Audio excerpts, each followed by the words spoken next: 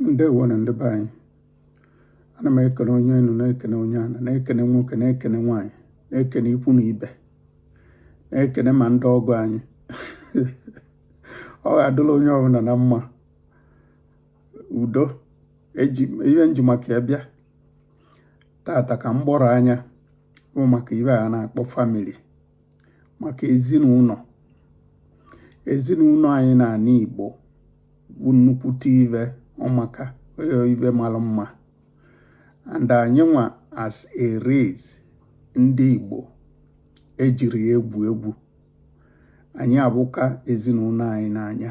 Ihe abụ nwoke otido na-ata afụfụ, nwee ike ịgba ọtọ ma ya bụ na ezinụlọ ya na-eri nri, o nwee ike ịgba ọtọ ma ya bụ na nwunye ya na-eyi akwa, o nwee ike ịgba ọtọ ma ya bụ na arụdụ ndị bie mma. Ọ ibe eji mara anyị nwa bụ ndị Igbo. Anyị nwa ndị ọnụkwụ mba ọzọ na-ekwupụtara anyị otu ụmụ nwoke anyị si agbasi mbọ ike ebe ezinụlọ dị, otu anyị si wee bụrụ the best husband, the best boyfriend, the best ever friend. A na-akọnfam ya. Abịakwa na ụmụ nwaanyị anyị the same thing.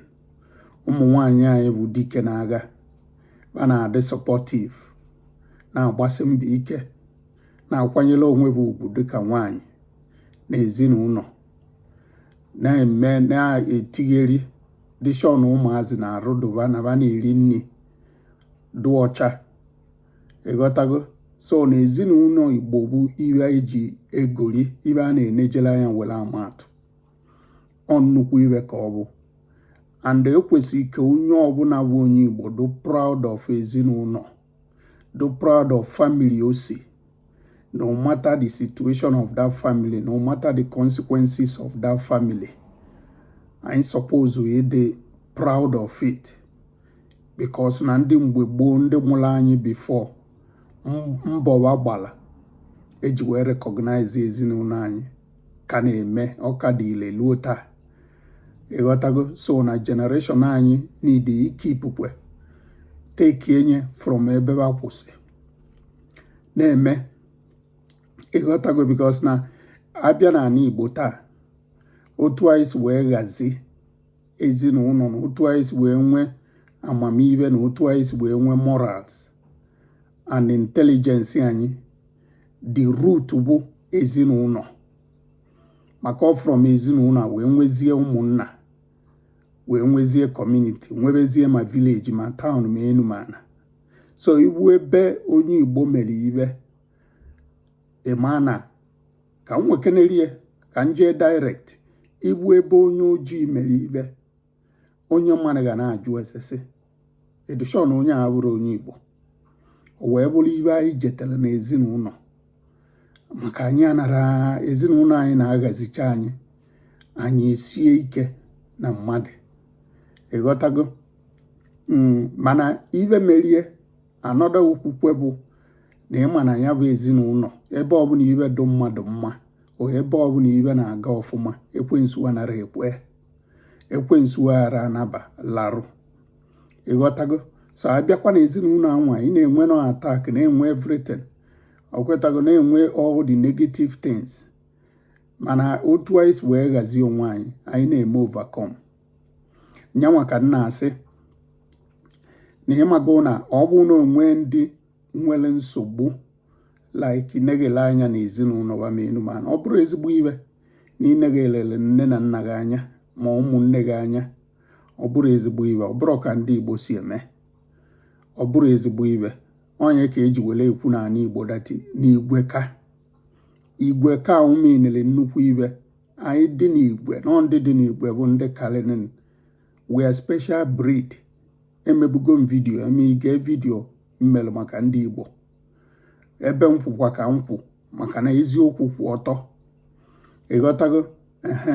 Onye ọbụla anara abụ ezinụlọ ya n'anya, anara eteki care of mama ya ma papa ya, no matter whatever va mele. Ọ na-arụba ka isi bịa ụwa. Chineke na-echecha anya sị gị jee bịa ụwa through them. Sọsọ ya alone ga-eme gị gbaghale, sọsọ ya alone ga-eme gị ị na-abụba n'anya. Abịakwa na ụmụnne gị ndị etinye gị na ba abụla ụmụnne, the same thing. Ọ bụ na ọwụ ka Chineke wepụtale ịzọ famili o wee mee gị aka nchawa ibe ọbụla itinye n'aka ọ na-aga. Ọ bụrụ ya ka ihe eji gbakọta ụmụnne gị azụ maka ndị gị aga eme ha sị nabagakata n'iru daa nọ nnebetaba amoosu ma ọ nnabataba amoosu. Adụchara m shọ mana ọ bụrụ ezigbo ibe ịgbawa nkịtị. Ọ bụrụ ezigbo ibe ịgba nne na nna gị nkịtị. Ọ bụrụkwa ka ndị Igbo si eme. Ọbịa bụrụ ezigbo ibe ịgba ụmụnne gị nkịtị. Amakaba eme ị na-apachi na-edi gbakwuru Chineke nwee ndidi na-emeche na ọ ga-adị mma na-ekwensu na-agba mgba ka ibe ọma ghara ịbakwute unu ka ibe ọma ghara ịbakwute ụmụnne gị maka ọbụgo ka isi enye aka bụ na Chineke bless gị na o raise a savior na the family. O wee na-etinye ọgba aghara. O nwere ike osi tụrụ nwaanyị anụbatara anụbata.